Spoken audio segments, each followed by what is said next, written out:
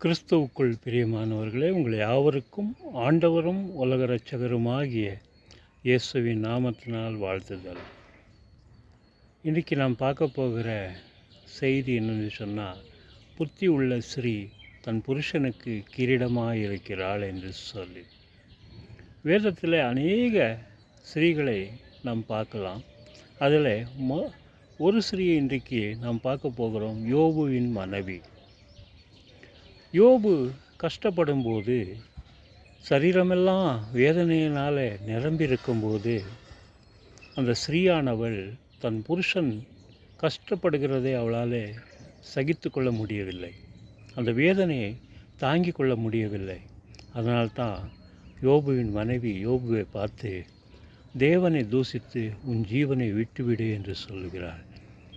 ஏன்னு சொன்னால், யோபுவின் கஷ்டத்தை அவளால் சகித்து கொள்ள முடியவில்லை. வேதனை அவளால் தாங்கிக் கொள்ள முடியவில்லை. அவள் புத்தி உள்ள ஸ்திரீயாக காணப்படுகிறாள். யோபு மறுபடியும் மனைவியை பார்த்து அவன் திட்டவில்லை, கடிந்து கொள்ளவில்லை. ஏன்னு சொன்னால், மனைவி மேல் அவ்வளோ அன்பு வைத்திருந்தவன் யோபு. புருஷனுக்கு கீழ்ப்படுகிறவள் யோபுவின் மனைவி. யோபு மனைவியை பார்த்து சொல்லுகிறான், பைத்தியக்காரி பேசுகிறது போல நீ பேசுகிறாயே, தேவனிடத்தில் நன்மை பெற்றுதான நாம தீமையை ஏன் அனுபவிக்கக்கூடாது என்று சொல்லி யோபுவின் மனைவிக்கு யோபு சொல்லுகிறான். அந்த மனைவியானவள் மறுபடியும் ஒரு வார்த்தையும் பேசாமே யோபு சொன்ன வார்த்தைக்கு கீழ்ப்படிந்தவளாக அவனோட கஷ்டத்தில் அவள் பங்கெடுத்தாள்.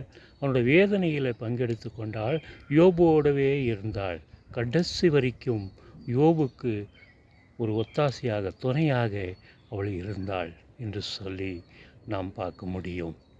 கடைசியில் யோபு இரட்டத்தனையாக ஆசீர்வாதம் பெறும்போது அந்த யோபுவின் மனைவியும் அதில் பங்கு கொள்ளுகிறாள். இரட்டத்தனையான பிள்ளைகள், சௌந்தரியவதிகள், இரட்டத்தனையான ஆசீர்வாதங்கள் எல்லாவற்றையும் யோபு அனுபவித்தான். 4 தலைமுறை வரைக்கும் யோபு அதை அனுபவித்தான். அவனோட மனைவி கடைசி வரைக்கும் யோபுவோடவே இருந்தாள் என்று சொல்லி நாம் பார்க்கிறோம். அருமையான தேவஜனமே, ஒரு புத்தி உள்ள ஸ்ரீ யோபுவின் மனைவி போல தன் புருஷனுக்கு ஒத்தாசையாக, துணையாக நின்று இருப்பதை நாம் வேதத்தில் பார்க்க முடியும். யோபுவின் மனைவி என்று சொல்லித்தான் அழைக்கப்படுகிறோமே தவிர, யோபு அந்த மனைவிக்கு பேர் அந்த இடத்துல சொல்லப்படவில்லை.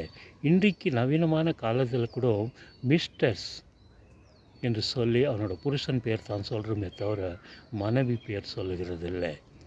அருமையான தேவஜனங்களே, ஒரு பெண்ணுக்கு 2 தகப்பன்கள் உண்டு.